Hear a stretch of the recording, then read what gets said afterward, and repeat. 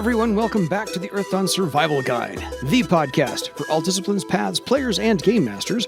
With your questers Josh and Dan, I am Dan. I am Josh. And on today's podcast, we will be discussing all things quizzical and fanatical, because after we handle some emails, we'll be getting to the Iron Legacy today. Yeah.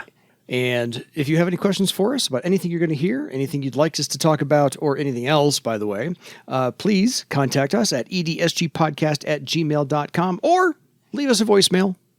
We'll take those as well, because I believe our first email actually comes in from a guy who left us a voicemail a couple of episodes ago. So this one comes from Chris. He says, "Greetings from the UK. I will not attempt to copy his accent because I'm going to get it wrong no matter what I do. So I'm going to read this as me, but it's from Chris. Thanks for the podcast, which I've been voraciously devouring as a new player to Earthdawn.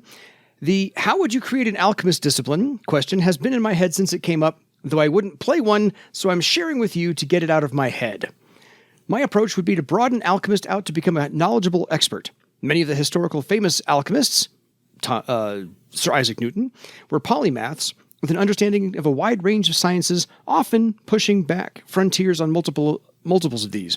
Some were more reclusive, some traveled widely to see other places or measure the size of the planet, some were charlatans. Most had to make their own tools. Glass blowing really took off. But of course, that is historical. An Earthdawn alchemist would be an adept, in tune with the magic that makes the world work, and should be able to see and understand threads and patterns, if not necessarily manipulate them. Not a spellcaster, not a mundane scientist.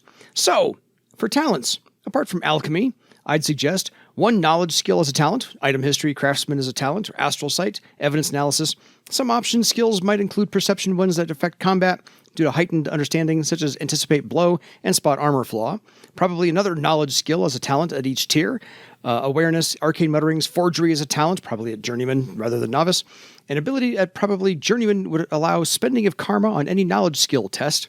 I'd add some talents that allow identifying a creature, strengths, or weaknesses, which can be shared with the group as a higher tier talent to reduce the effective enemy defense target, rather than adding combat skills to increase it.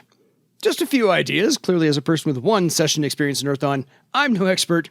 Cheers, Chris." Thank you, Chris. I like how you are looking to historical alchemists for inspiration, particularly ones sort of in the Enlightenment era and so forth, the natural philosophers and whatnot. My only feeling on that is that your summary of kind of what they would be about and the talents that they have listed has me go, well, you can pretty much do that already with depending on exactly what kind of slant you want to take, weaponsmith or troubadour or wizard. There's nothing in that concept that stands out as being something special or unique that is not covered already by a particular approach to an existing discipline. I mean, yes, maybe you don't want it to be a spellcaster, but weaponsmith or wizard would probably be the top choices that I would have taking that approach to things, with troubadour maybe being kind of a second place. And most of those talents are available as options. So, yeah, I appreciate the thought that people have going into it, but it again comes back to the question of, okay, they get alchemy as a talent, but there's nothing else special that is showing up that screams we need to have its own special thing in order to do this. Yeah, fair enough. But I love your creativity and your passion and your insight. So by all means, keep good thoughts coming. We'll see what else you can come up with. On to email number 2. Dan and Josh, as a longtime Earthdawn player and fan, I have found your podcast to be really insightful, delightful, enjoyable, and great. Thank you both. I have put off sending you my questions in an attempt to not have a repeat question from an earlier episode. I'm mostly caught up, and I think I'm in the clear. But before my questions, the Outcast Warrior pop culture references seemed like they were kind of hard to pin down what a perfect example would be. And it seemed like you guys were looking for more references. Ask, and you shall receive. The one I was shouting out at the time was Val Kilmer's Mad Mardigan from Willow. Later, after thinking, I have not seen that movie in ages. I keep sort of meaning to show it to my kids, but haven't gotten around to it. So I don't remember it well enough to have any take on that. But I'll keep that in mind if we actually do see it. Yeah, I've seen it once and don't recall much about it in the last 30 years. Later, after thinking about it, I came up with these two examples, which probably fit even better. Tom Cruise's Captain Algren from The Last Samurai, and Ashitaka from the animated movie Princess Mononoke.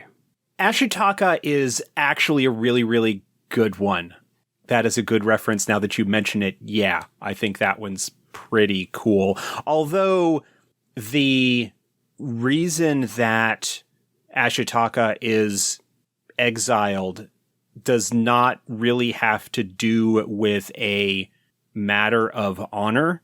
The key part of the outcast warrior is that they are outcast because of that honorable choice that they made. Whereas Ashitaka happens to be an exile who holds to himself to a pretty high standard of honor. But still, yeah, I think that's pretty cool. Yeah. I've seen The Last Samurai, but I have seen The Last Samurai ages ago. It's the Tom Cruise character, so it's the one white guy in the entire cast of Japanese folks. Yeah. I don't remember the movie well enough for his character to comment on it, but it always feels like, oh, a samurai is such a gimme whenever you start talking about honor and stuff like that, yeah. I don't know. I don't remember enough of the storyline to know whether there's an applicable approach there. Fair.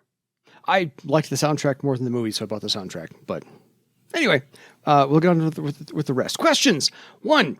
In the episode 16 Weaponsmith overview, Josh mentioned while discussing the 5th Circle Karma ability, where a smith may add karma on a damage test while using a weapon the smith crafted. It is often house-ruled or assumed the weaponsmith can still gain this benefit from a weapon they have worked on with forged weapon, which makes total sense, and we now use this rule at our table. Now, the 9th Circle Discipline ability, Bloodbound Forge. Is it acceptable to play this the same way, allowing the smith to take advantage of this cool ability on weapons and or armor the smith has worked on with forged armor or forged weapon? Yeah, sure. The point of the house ruling is mostly to make it easier to use so that it's an ability that actually has some applicability. And I don't see any reason to not allow that for the 9th Circle ability if you're allowing it for the 5th. Yeah, that makes sense. Question number 2. 4th edition made it very clear that it is a very difficult and very rare thing to be able to detect the presence of a horror mark on a name giver. Josh has mentioned a few times the Urupa book is a future or current project of his. In Urupa, the centerpiece of the temple gardens is the legendary blue rose. It is said that the flowers burn with a cold blue light whenever a horror-marked individual approaches it. I sort of figured Josh would be the leading authority to ask, is this still a reliable method to detect a horror mark? No comment. No, let me... Urupa is a current project. It is still in the kind of very early outlining and writing stages. No release date, no idea when it would be out. I hope to have it done so that we can release it sometime next year, maybe sooner, but I don't anticipate that life is going to be kind enough to me to allow that to happen. I've got a pretty cool freelancer that I'm working with, and we're kind of dividing up the writing duties and whatnot, but we don't have much in the way of actual word count down yet. So again, what I would like to have happen and what is actually going to happen are completely different things. Yeah. The legendary blue rose. So we are aware of the blue rose. It is in our outlines. It is in our notes. It is something that we are aware of. My only comment at this point is to actually highlight how it is said that this thing happens. The accuracy of such a detail for a legendary, unique sort of thing remains to be seen, but it is at the moment tied into one of the themes that we're hoping to explore in the book. Fair. Question number 3. The second Circle Illusionist spell, Mind Fog, if an Imgiver were running for their life and the spell was successfully cast upon them, would they come to a complete stop, or would they continue running but not remember why they were running? I would be inclined toward the latter, personally. Okay. Which might make it easy to convince them to stop running while the effect was still in place, but I don't know that I would necessarily have them immediately stop. Gotcha. Follow-up questions. If they do come to a complete stop, being unable to do anything until they have a successful willpower test to break the spell, would they get the cumulative +5 per round bonus due to the adrenaline stress of the situation, even if they are not actually in combat? Yeah, I would be inclined to provide that bonus. That's a really sort of circumstantial situation, but if somebody is really fleeing for their life and they forget the immediate threat, but they still have that physiological response in place, I would imagine that they would be trying to figure out why it is that they are having this heightened response to whatever's going on. Yeah, a little bit of real world in there. Lastly, would there be any way to stop an illusionist from having Mind Fog in an enhanced matrix and cast it on a target round after round in an attempt to CC them through a fight? CC stands for crowd control. Crowd control, thank you, sorry. Also sometimes referred to as stun locking or whatever kind of situation. Just basically casting the spell over and over to make sure that they aren't capable of doing anything. Gotcha. It wasn't up on my vernacular.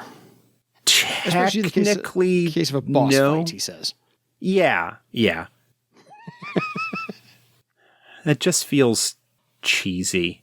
It just feels wrong. It feels video gamey. I'm just going to sit here and pummel you and pummel you and pummel you and pummel you. Yeah, I mean, that's a situation where definitely some bonuses would be likely to come into play. Hold on, Okay, Mind Fog is only second circle. Yeah. So yeah, the question is, would there be any way to stop an illusionist from having Mind Fog in an enhanced matrix and cast it on a target round after round?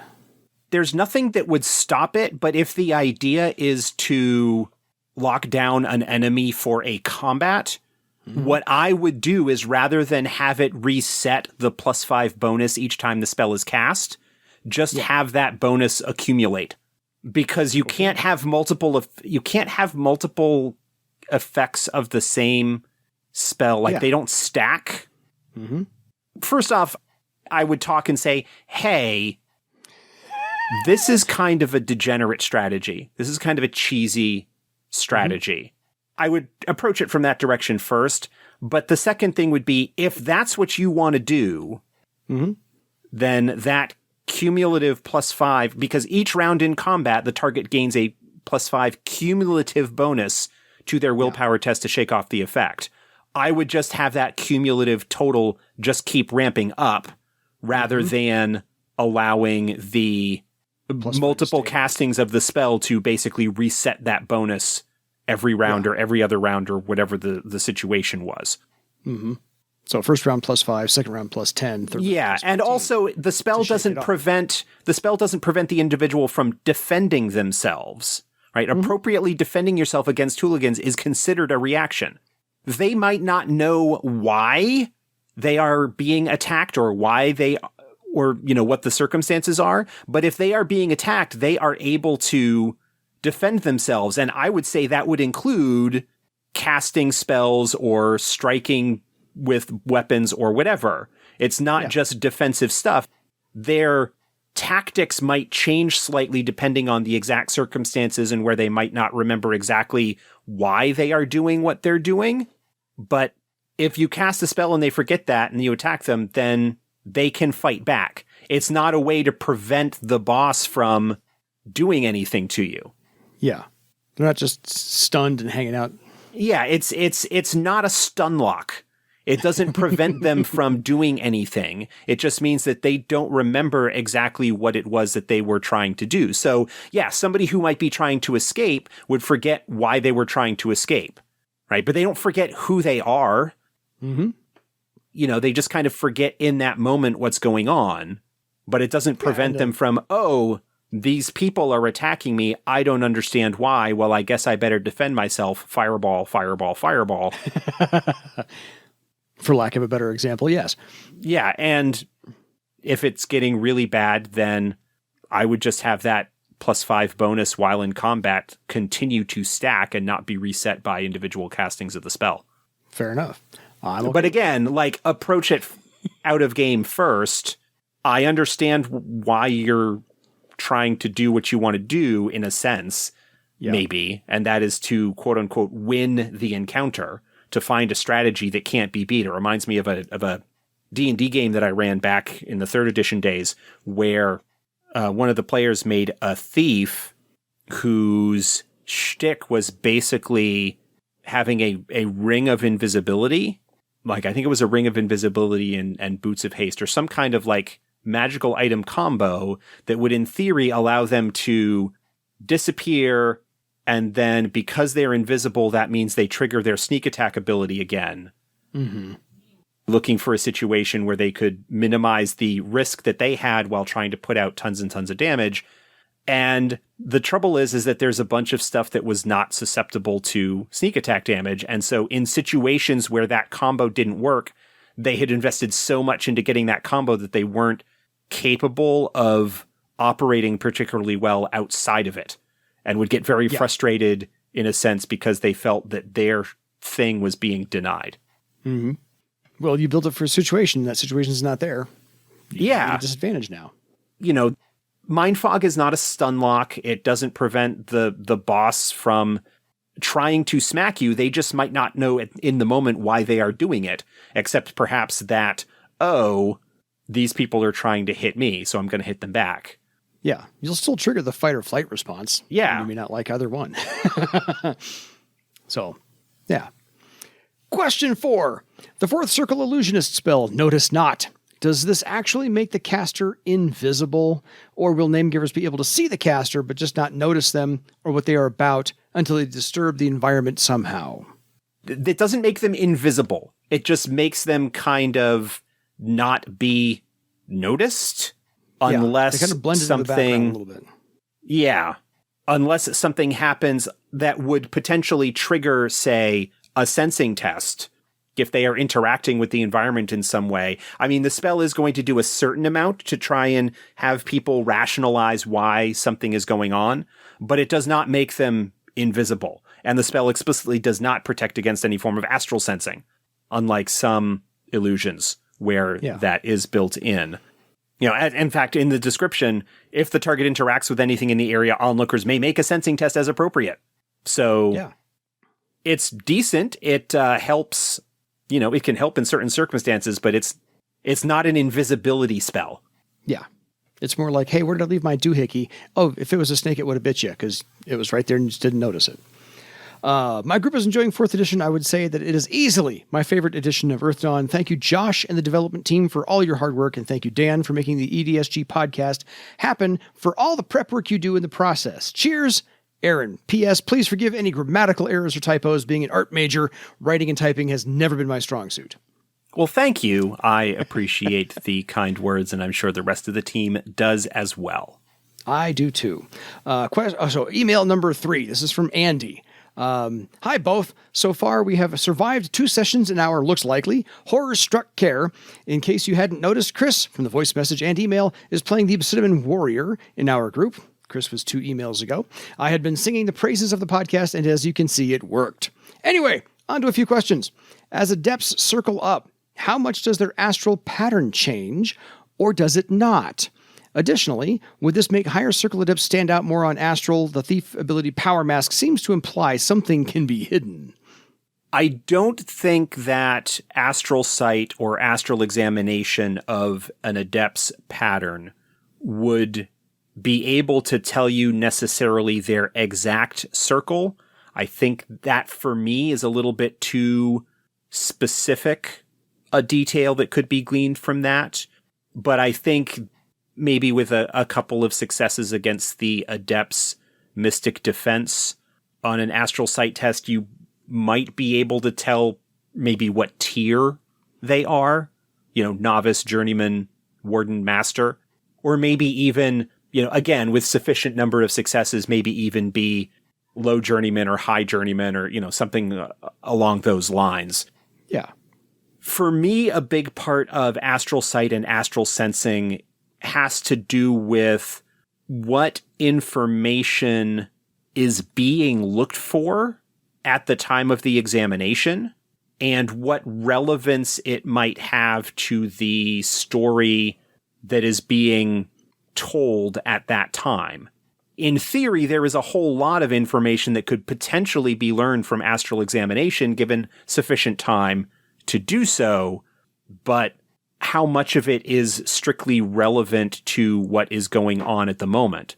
One of the things that I sort of have in mind is Monster of the Week, for example, which is a Powered by the Apocalypse game that I'm kind of familiar with. I play in a game of it, where there is a move called Investigate a Mystery, and you make a roll, and based on your success, you have a list of questions that you can ask.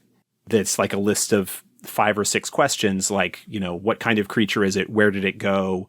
What is being concealed here? There's a couple of others like that. And that the number of those questions on that list that you can ask are determined by how successful your roll is. If you look at perception tests in, for example, or awareness tests in the Legends of Barsave adventures, or in other adventures as well, there is typically a table that indicates what kind of information you can learn from the scene based on the number of successes that are rolled against the base difficulty number. Examining somebody's pattern as a GM, if you are coming up with the adventure, you need to sort of decide what the clues are and use the success level to maybe provide additional details. I feel like I'm kind of wandering far afield here of the original question now. No. But yeah, generally speaking, a more powerful adept will have a pattern that reflects that greater power, and it would be possible for somebody who understands such things to look at it and kind of come to some conclusions based on their examination, given sufficient time to devote to that. Yeah, fair. But not a quick cursory one-round glance into astral space.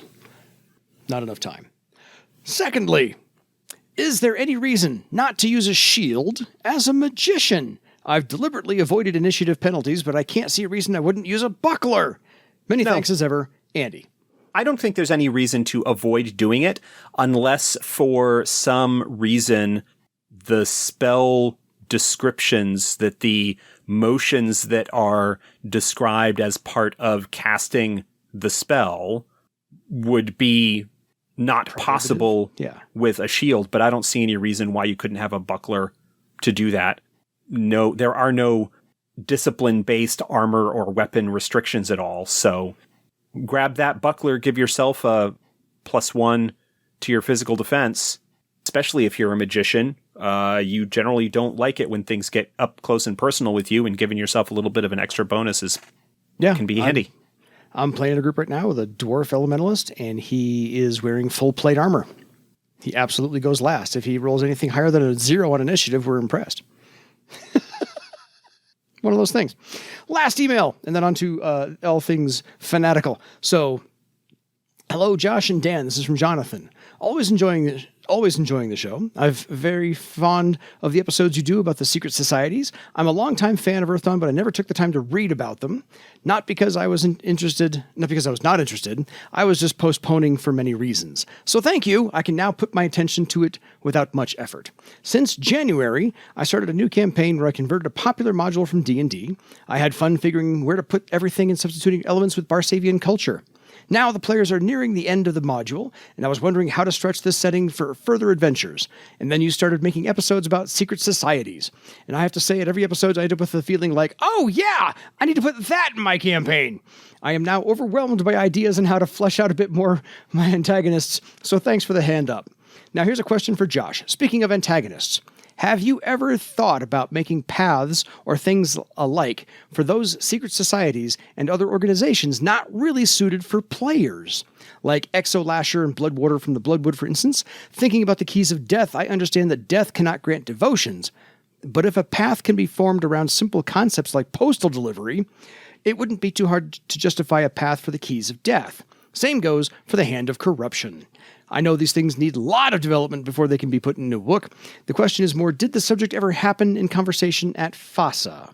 Thank you, Jonathan. Well, thank you, Jonathan.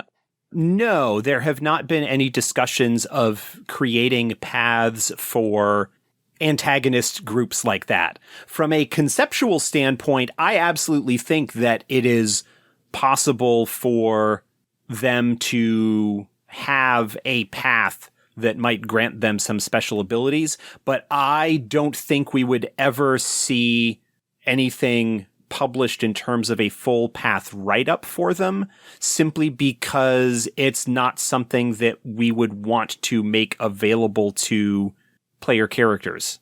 Yeah. I can conceptually think of a campaign where you might be playing a member of the Keys of Death or something like that, but it's really atypical, and I don't believe anymore in the idea of having bad guys, having opposition necessarily follow the exact rules that player characters do.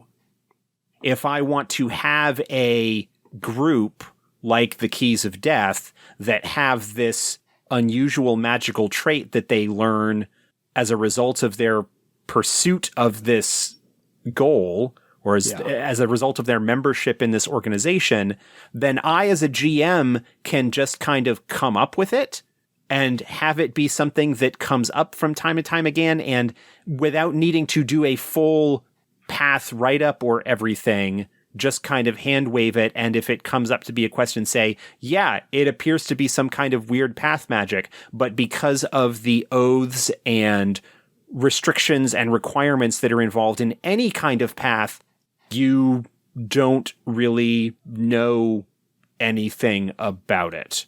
Right? Yeah, you're not able to really learn much about it. If you take a look at Morgan's website, Panda Gaming Grove, there are multiple examples that he's put together on there of adepts statted out similar to the way that we stat out creatures, that rather than have them be a full character write-up with all of the talents and everything that would be available, they have a list of special abilities that behave very similarly to some talents. Generally, this is like for a situation where you wouldn't have them be a full recurring NPC or something like that, where they're just like, they're going to be sort of lackeys who happen to be sword masters of the bad guy. And so we give them some abilities that make them feel sword mastery, rather than we've got to decide that he is, sixth circle, which means that we've got to decide what all of his optional talents are and blah, blah, blah, blah, blah. Yeah. For a character that's not going to be a long-term antagonist, we don't really care what his thread weaving is. Like, it's not going to matter. No.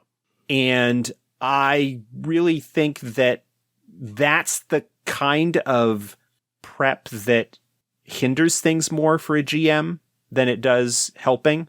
I absolutely understand the need to have sort of stat blocks for opposition that the characters might interact with or fight or whatever. But you don't need to have a full character created for an adept that is potentially going to be just a one-off. Fair enough. Thank you, one and all, for the slew of emails we got, the whole batch of questions and hypotheticals you proposed to Josh. And thank you, Josh, for all the answers, by the way. I don't think I could have come up with anything nearly as poignant as you said. So all at your feet, sir. I'm just co-hosting over here. So with that all out of the way, by the way, folks, one more reminder, if you have any questions for us, edsgpodcast@gmail.com, and we will get back to you when we get a chance. By the way, we did get one more email, but we will not read it on air because it was a group adventuring journal. And yeah, it was a lovely read. I really enjoyed that whole read. It was nice to see someone else's take on what was happening with their adventuring group. And I like those little stories. So it was really cool to read, and we appreciated that. And it's just too long to put on the on the show here. Yeah. And no one wants to hear me ramble on anybody's story, really. So, on to all things fanatical. This is the Iron Legacy.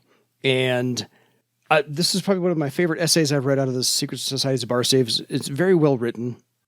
And yeah, whoever wrote this really understood orcs. And so it just tugged on the strings of like, yeah, orcs are getting the raw end of the deal on this one again, because this is a secret society, a cult, basically, dedicated to the mad passion Dis, and mostly their interest in slavery and mastery, not the other aspects involved in Dis. This is that one little facet of Dis about slavery and mastery, because really they're trying to return all orcs to slavery. And this is Dis's active opposition to the Passion Low Coast.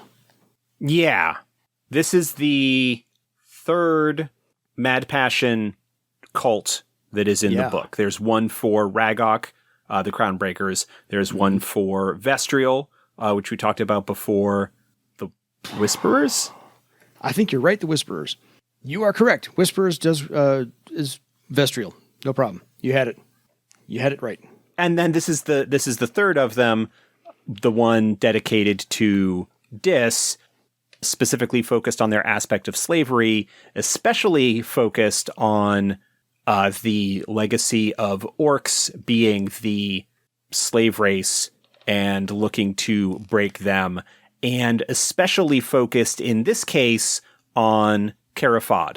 As the orc nation, this group's focus, while not exclusively on Cara Fahd, is very highly focused on the orc nation and looking to tear it down in some capacity.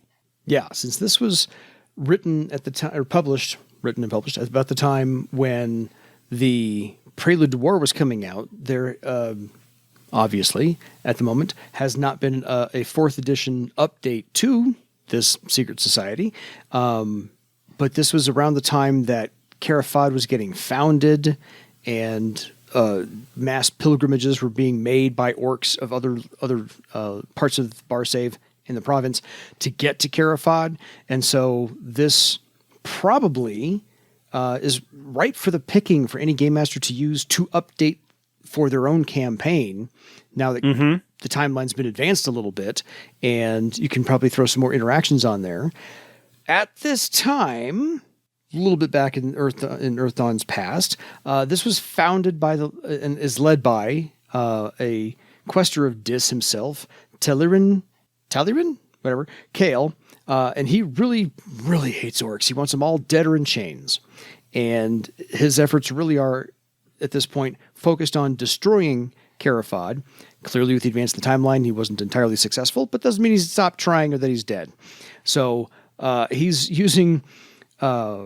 he's raiding scorcher bands as a kind of a retribution, I think, in my words, not the essay's words, because he was coming out of a kaer that was raided by scorchers, and they were in the full-blown Gahad, and so they were like berserker crazed, and so he really kind of was scarred by that and has not overcome that.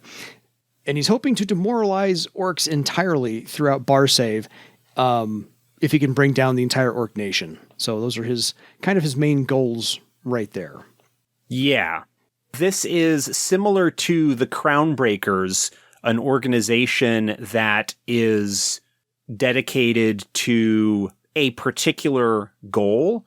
And if you've got a campaign that is heavily focused in some way around Cara Fahd or the orcs, they would absolutely be an appropriate antagonist group to bring into play.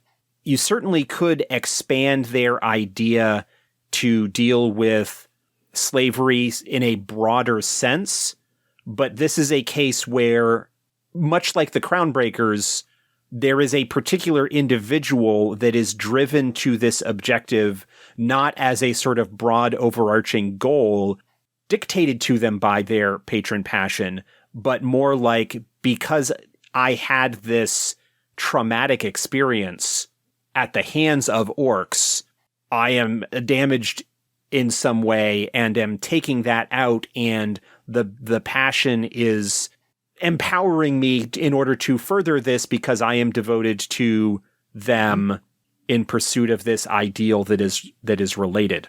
And so it is a case of a group that really could be involved either as a major force or just a kind of recurring organization that shows up in any kind of game that revolves around Cara Fahd to some extent.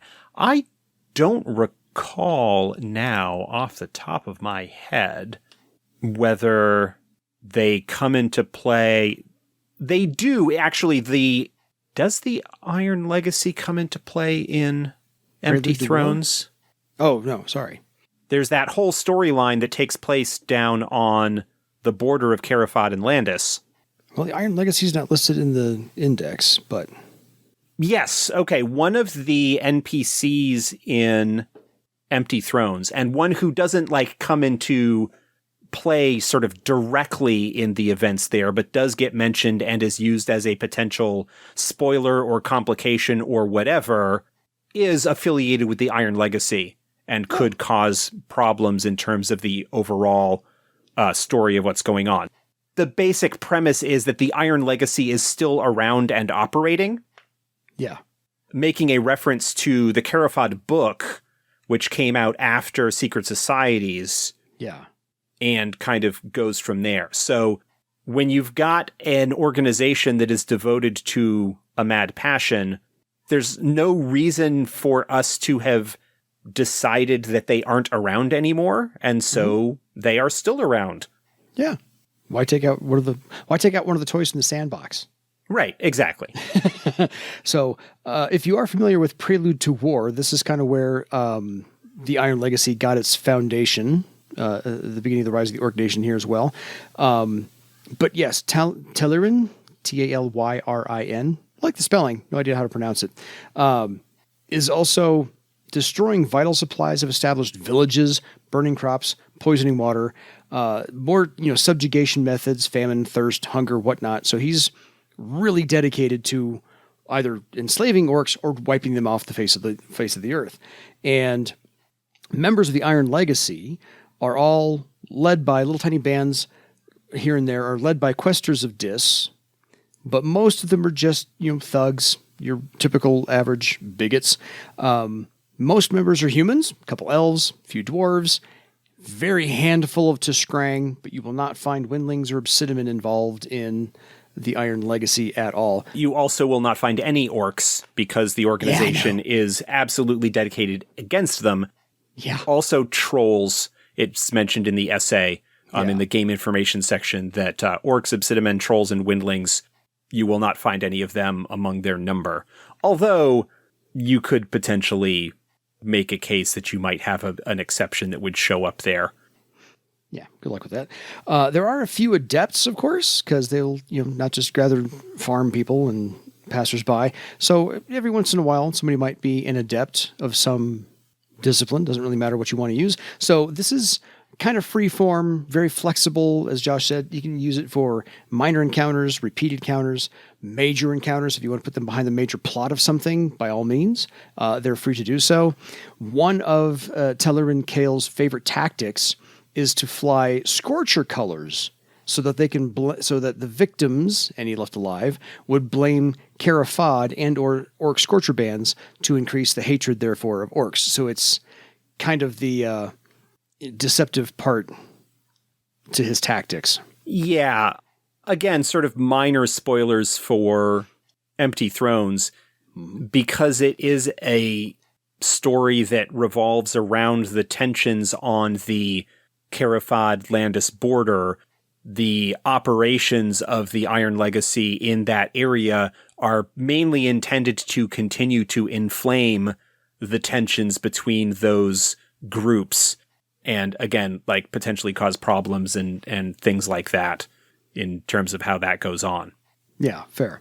So this is a pretty straightforward group. They're built on hatred and bigotry.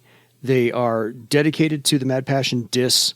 They are led by questers of Dis, and they gather as many people as they possibly can to increase their ranks.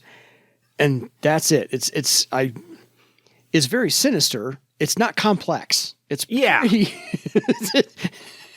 it's cut and dried. There's not much going on here.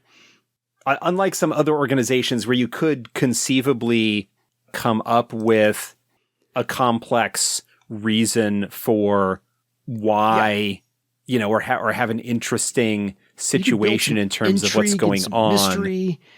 The Hand of Corruption, when we talked about them, I talked about how you could have an interesting villain or adversary from that group that has philosophical discussions, perhaps, and might have motivations that on some level are kind of understandable. That's not the case with the Iron Legacy. The Iron Legacy are basically a bunch of, pardon my French, racist shitheads. Yeah, there you go. That are dedicated to either enslaving or eradicating the orcs. They're bad guys, and there's no real question. Their motivations are not complex. I mean, perhaps they're in some regard... superficial. Yeah. I mean, in some regard, there is perhaps a little bit of tragedy in terms of the background of how they came to be when it comes to Talyrin and how he is motivated to do what he does. One bad experience. Yeah. Because of the eradication of the kaer that he was from at the hands of a bunch of shitty orcs. Yeah. But in the end, he's making the choice to do what he is at this point and is perhaps in some way both driving and being driven by the mad passion dis, but he's painting with a broad brush and taking out his anger and grief on a whole bunch of innocent people. Yep. And so it's beyond the point where there's anything potentially redemptive about it, and he's empowering a whole bunch of other awful people to do awful things. Yeah. I wish there were more nuance, but sometimes you just need a blunt instrument. And this is the Iron Legacy's a blunt instrument. they don't need more nuance. No. We have other groups for that. Yeah, potentially. But yeah, this is a group. The orcs of Earthdawn are wonderful. I love them culturally. I love the story that's involved with them, despite some of the potentially problematic stuff that can come up as a result of the parallels that one might wish to draw between historical whatever. And bringing the Iron Legacy in is likely to make that parallel even more blatant. But again, these are just a bunch of awful people that are empowered by a mad passion and just want to kill and or enslave the people of this nation, and they should be smashed into the dirt. Yeah, like I said, it's sometimes you need the blunt instrument for the story. This is them. I think I can't say the simplest secret society we've talked about, but they're there. It's what they are. Sometimes you need that as an antagonistic foil, and sometimes you don't. So if you want to use them, there's 3 adventure hooks to kind of get you in there. One is very, very, very simple. The other 2 have a little bit more nuance to them. But really, they're not going to be the ones that are going to have some major political intrigue behind what they're doing. This is, Talyrin Kale especially, is a blunt object as a character to achieve his means and his ends. Yeah. So with that, folks, we'll kind of wrap this one up, get on to the next one. And otherwise, if you have any questions for us about anything you heard tonight, or again, if this sparks some ideas for you about how you may have used any one of our secret societies in the past, we'd love to hear those tales and read those stories, whether they're meant for air or not, depends upon the length. But feel free to contact us again at edsgpodcast@gmail.com. We really do love interacting with everybody, and all your ideas and thoughts are very welcome. Until next time, don't be too fanatical about your legend. Good night, everybody.